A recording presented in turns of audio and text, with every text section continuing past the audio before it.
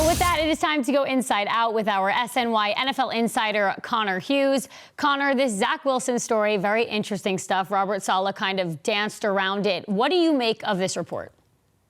It's true. Diana Rossini, Zach Rosenblatt, they are not liars. I mean, it's a factual report. I don't think that Robert Saleh had any other choice than to do what he did in that Zoom meeting. He can't come out and confirm it because that would just be ending Zach Wilson's career for any future employment. He can't comment it because that's a backhanded confirmation. So he had to do what he did. He talked in the present, talked around it, said it wasn't said to me, that kind of thing. But this was absolutely said. And you can kind of see it from both sides. From the Jets side, you understand why they're annoyed at it because they are employing Zach Wilson to play quarterback. They benched him trying to get a spark on their offense. The spark wasn't there, so now they're going back to Zach Wilson because he clearly gives them the best chance to win now. But from Zach Wilson's point of view, you can understand why he's saying, guys, no, I'm not going back out there, right? I mean, he was scapegoated by the Jets. That's what this absolutely looks like. He was the reason why the offense was failing. That's why they turned to Tim Boyle, and somehow this historically bad offense was somehow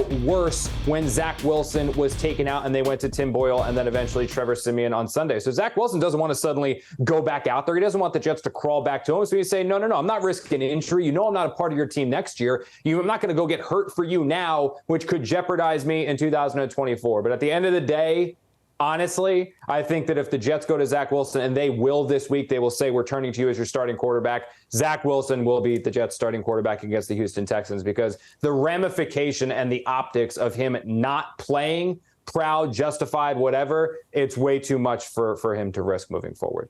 We've really seen it all with the Jets team this season. Well, 4 quarterbacks. Don't say that because we're somehow going to throw another curveball. Do not say that. So 4 QBs have played for the Jets so far this season. They've definitely exhausted all of their options at that position. Connor, how do you think they've handled this entire situation?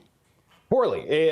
Seriously, that's what it is. It's poorly. They knew that Zach Wilson was not capable of playing this year. Tim Boyle has never been capable of playing in a regular season game throughout his career. So knowing that, they should have had a contingency plan in place for if something happened to Aaron Rodgers, whether that was Gardner Minshew, Jameis Winston, or even when Rodgers went down after the first 4 plays into the season, go get Joe Flacco, who we saw play well for the Browns in his first game. Go get Carson Wentz. Go make a trade for Josh Jacobs. Do something so there is a break glass in case of emergency option. They didn't, and Nikki, that's probably why this team, or in all likelihood, this team is going to be short of the postseason for a 13th straight year. Yeah, and another report said Aaron Rodgers reached out to Zach Wilson to advise him to take the QB starter role, but then Wilson seemed apprehensive due to that injury risk. We'll see how things pan out Sunday as the Jets host the Texans. Connor, thank you for joining us on Honda Sports Night.